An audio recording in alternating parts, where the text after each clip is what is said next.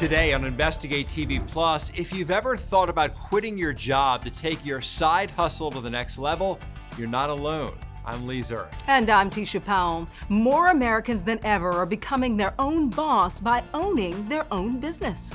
It's actually really crazy to say I have my own company because this really was just a hobby. How this mom turned something she did for fun into financial security for her family. I don't have to work for anybody because no one is going to work harder for me than I am. Plus, experts reveal the key ingredients for a successful small business. And it's a crime you may not notice until it's too late. Well, I've been stressed out. I had to speak to a psychiatrist. I was just lost in the shuffle. An in-depth look at deed fraud and the loophole experts say exposes homeowners. It's harder to cash a $5 check at a bank than it is to record a deed that could steal the title to someone's home. Then a drive to serve her community. How she's going the distance to care for seniors. But you're doing good. Yeah. When you do something for others, you get this good feeling. In-depth stories that inform and inspire. You're watching Investigate TV Plus.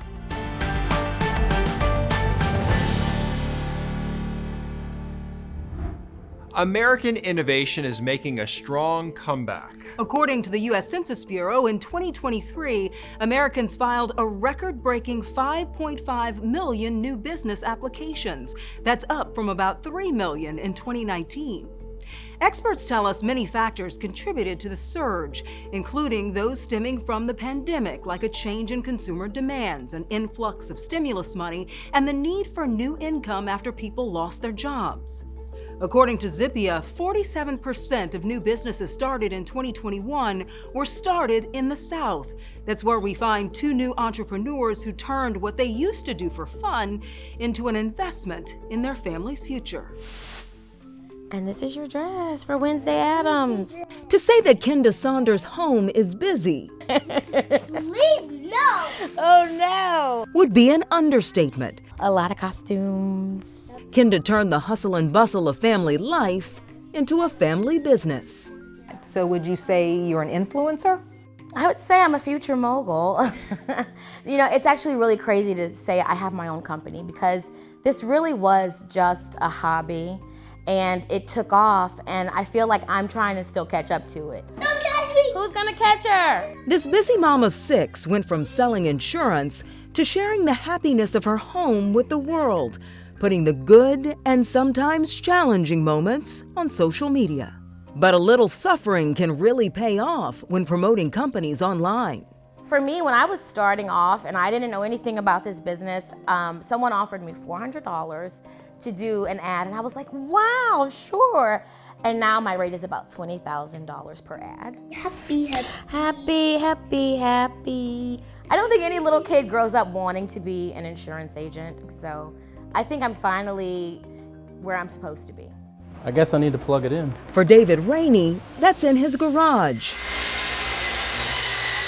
creating works of art out of wood. A world away from his former life on an oil rig. This father of 3 developed a love of woodworking from his dad. I think he really gave me the confidence to do it. But so then I worked offshore for like 12 or 13 years and I needed to get into something else. I was tired of being away from the family. So he gradually bought the tools to start a new job The best part is I know what I'm doing now. while working his old one. It definitely started out as a passion project and has turned into mostly full-time. It's nice to be at home. I can just put this stuff down and go get the kids in a couple hours. What do you gain from a hobby? And the answer is you gain happiness. And it's that same desire to achieve happiness that really does drive entrepreneurs in the business. Tom Sullivan is Vice President of Small Business Policy at the U.S. Chamber of Commerce. He credits COVID for the surge of new businesses, providing the perfect combination of extra time and money. There has always been the desire by actually about 50% of Americans who are in the professional ranks to be their own boss.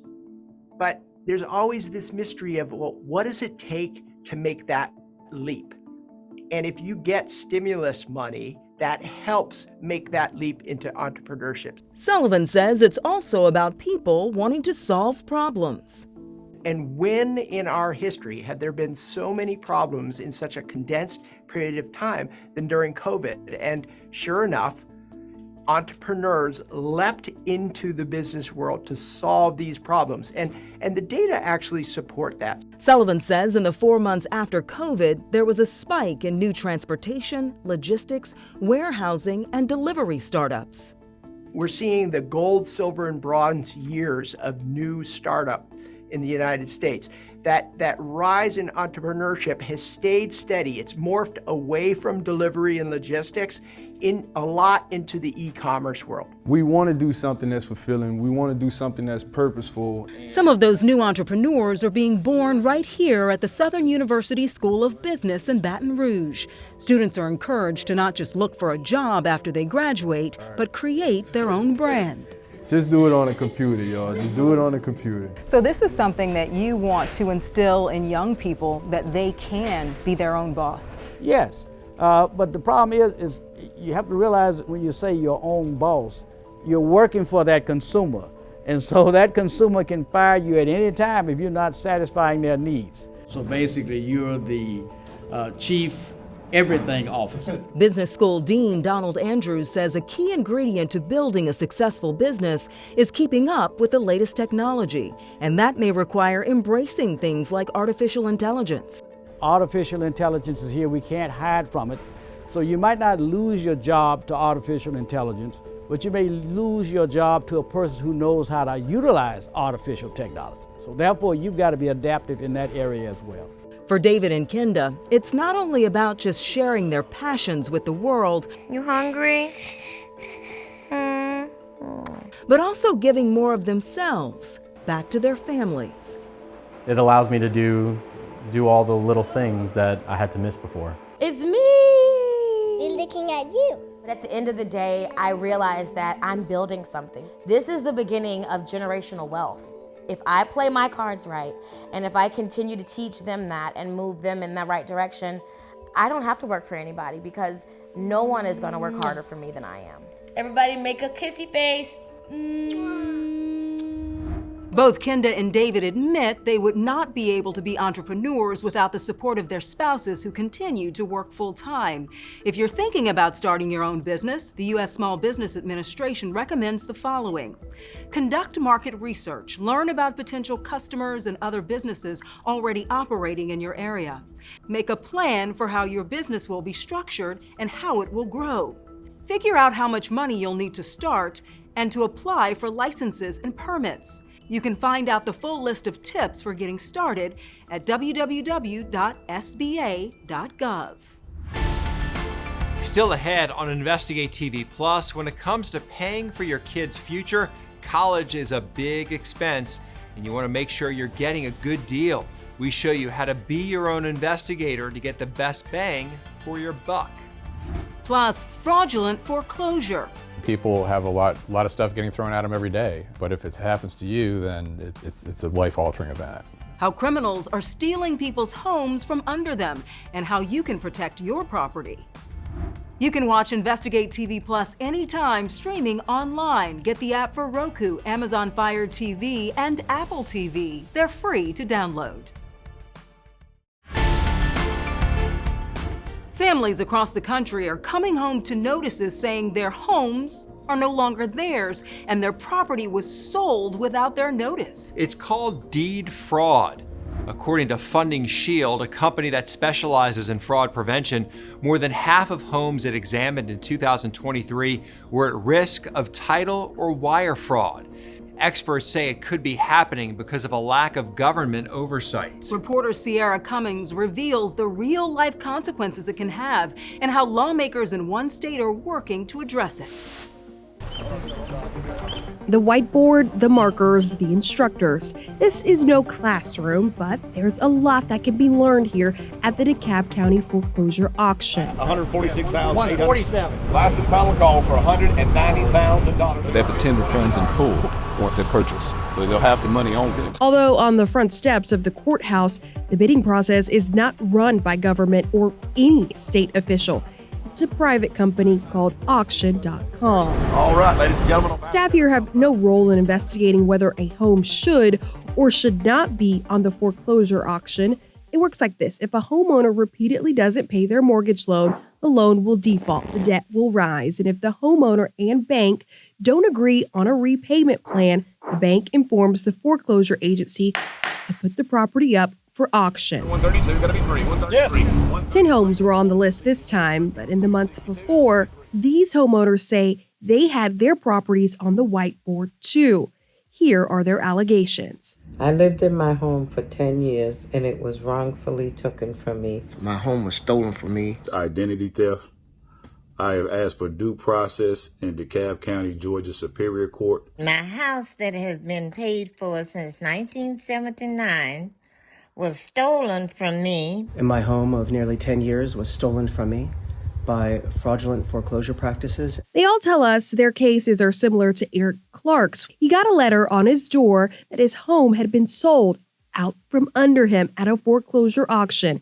He claimed in a police report that someone took out a fraudulent second loan on his home, forging his signature. The father never paid the loan because he says he didn't know about it. What's more, he accuses fraudsters of also filing fake deeds on his property. An issue county clerks say is common because under current Georgia law, to file paperwork in the clerk's office, you don't need proof of identification. It's harder to cash a $5 check at a bank than it is to record a deed that could steal the title to someone's home that they've worked for decades to build up equity in. Attorney Rick Allenbeck fights cases of deed theft, wrongful foreclosures, fraudulent loans, the main ingredients in the recipe for real estate fraud. What makes it easy for them to be able to do the fraudulent loan? I mean, if I really wanted to, I could get your social security number and all your private information, have people who can get that.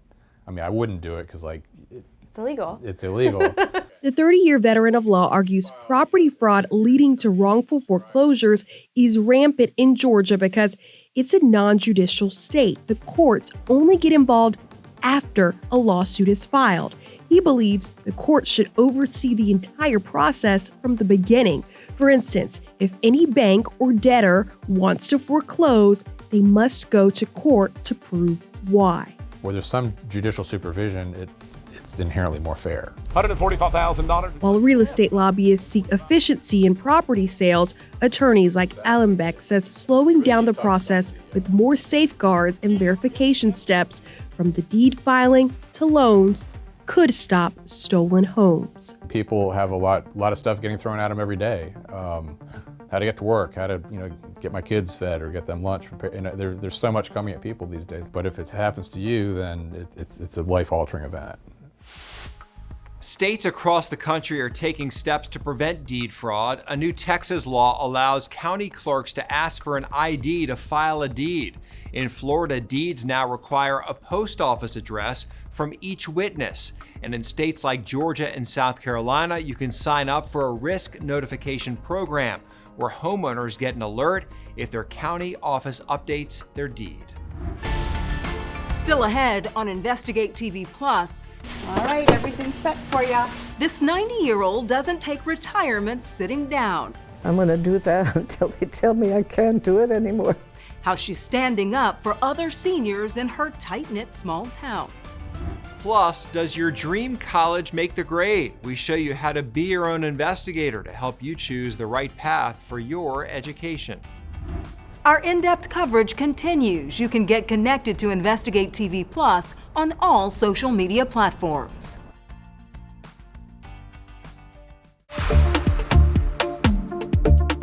For many high school students, the path to a career can lead them to college. From dorm life, I've been waiting a long time for this, just waiting to get out of the house, first time truly being on my own.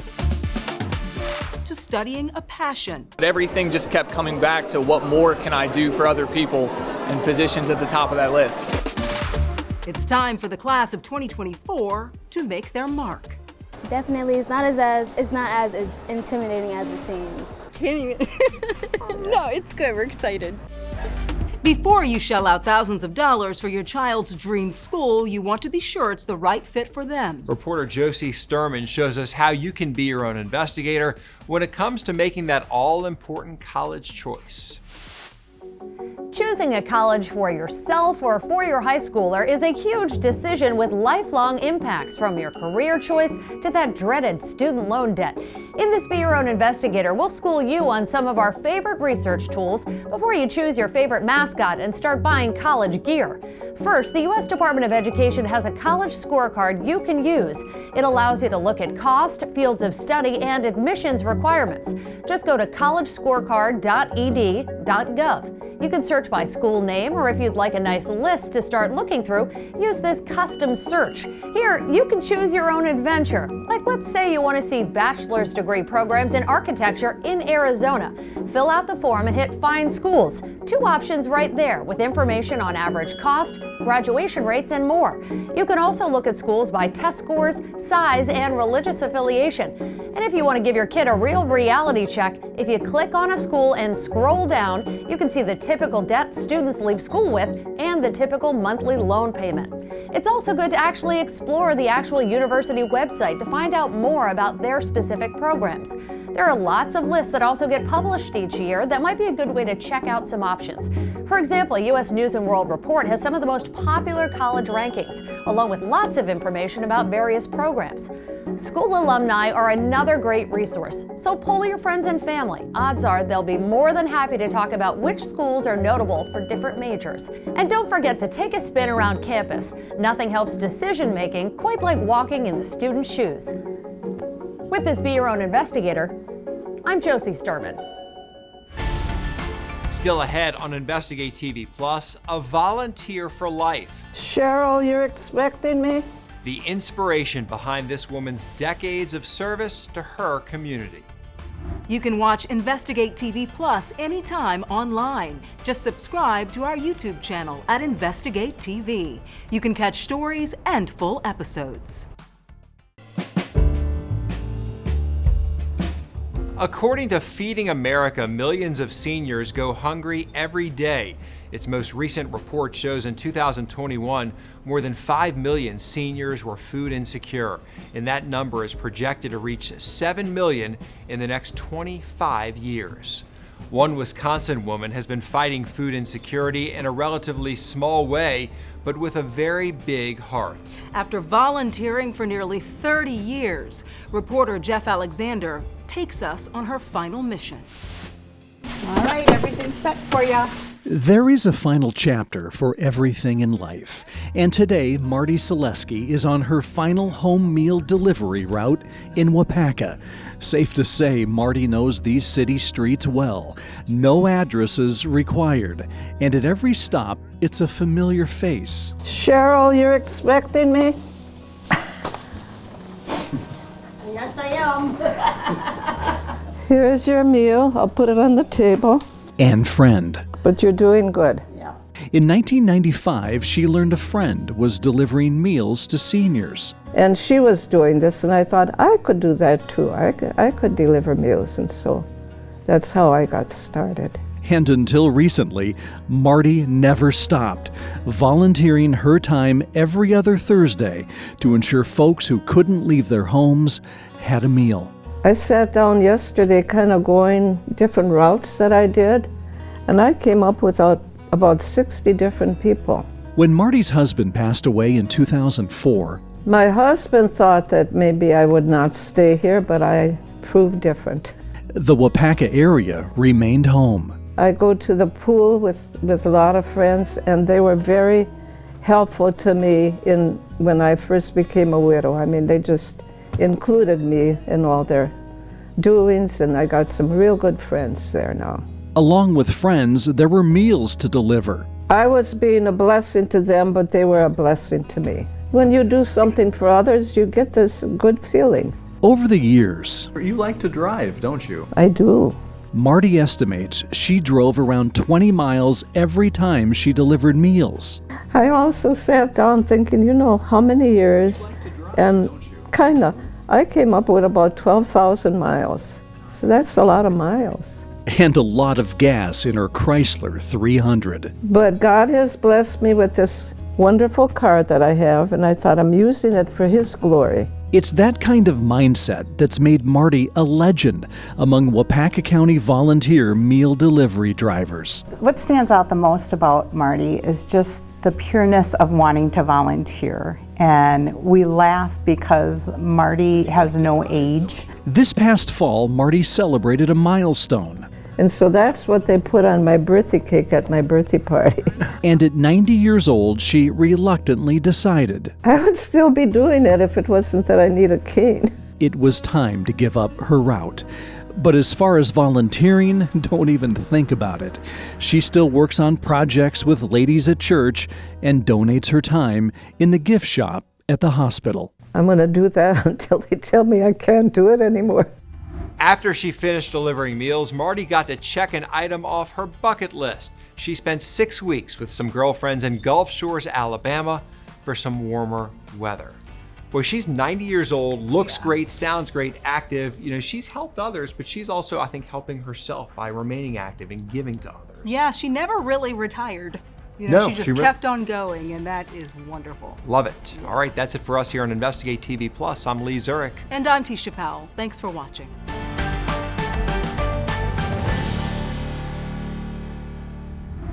On the next Investigate TV Plus, a grandfather's trip to buy a tow truck ends with federal drug agents seizing his life savings at the airport. I'm fighting with everything living inside of me that this does not happen to anybody else. We take an in-depth look at his legal fight to get his money back from the government.